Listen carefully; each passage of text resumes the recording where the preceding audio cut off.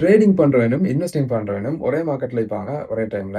ஆனா ஒருத்தன் நிம்மதியா தூங்குவான். இன்னொருத்தன் டென்ஷனா ஸ்கிரீன்ஸ் எல்லாத்தையுமே பார்த்துக்கொண்டு, நியூஸஸ் எல்லாமே அனலைஸ் பண்ணிக்கொண்டு, அடுத்து என்ன நடக்கும் அப்படின்ற ஃபுல் அப்டேட்டோட இருப்பான். ஸோ ட்ரேடிங் அப்படின்றது ஷார்ட் டைம்ல நாங்க ஒரு ஷேரை வாங்கி, அதை ஷார்ட் டைம்ல விக்கிறது. இன்றைக்கு வாங்கி நாளைக்கு அல்லது இன்றைக்கு வாங்கி இன்றைக்கே விக்கிறது. மார்க்கெட் டைம் ஒன்று இருக்குது. அந்த டைமுக்கு காலையில வாங்கி பால் ஆகிற நேரம் விக்கிற மாதிரி நிறைய பேர் செய்வாங்க. இதுக்கு ஹைலி நாலேஜும் எக்ஸ்பீரியன்ஸும் இருக்கணும். அதே மாதிரி கரண்ட் அப்டேட் எல்லாம் நாட்டு நிலவரம், இதே மாதிரி உலக அளவுல பொருளாதாரம், அரசியல் என்னெல்லாம் நடக்குது அப்படின்றத ஃபுல் அப்டேட்டோட இருந்தா தான் இந்த ட்ரேடிங்கை ஒழுங்கா செய்யணும்.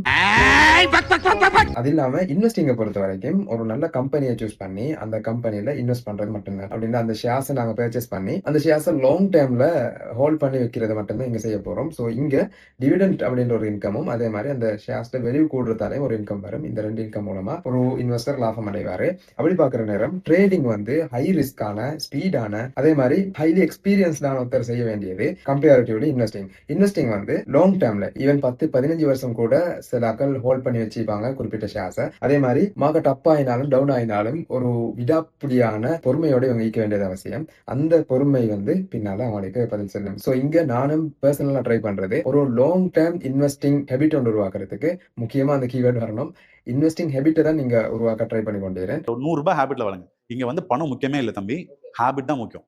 ஹேபிட்டும் மைண்ட் செட். காலேஜ்ல நீ உன் ஹேபிட்டை வளர்த்துட்டீங்கன்னா நீ எப்போ சம்பாதிக்க ஆரம்பிக்கிறியோ அப்போ உன் பணமும் வந்துடும், ஹேபிட்டும் இருக்கும். டபுள் போனஸ் மாதிரி உனக்கு. ஸோ ஹேபிட்டை பில்ட் பண்ண கற்றுக்கோ. பணத்தை பற்றி யோசிக்காத. ₹100 இருக்கட்டும், ₹50 இருக்கட்டும், அதை பற்றி முக்கியம் இல்லை. உன் ஹேபிட்டையும் டிசிப்ளினையும் மைண்ட் செட்டையும் நீ வளர்த்துக்கோ. ஆட்டோமேட்டிக்காக அது பின்னாடி யூஸ்ஃபுல்லாக இருக்கும். இந்த ஜேர்னில நீங்களும் என்னோட தாராளமா பயணிக்கலாம். தேங்க்யூ. அர்ஷாட் ஃப்ரம் இன்வாட்டர்.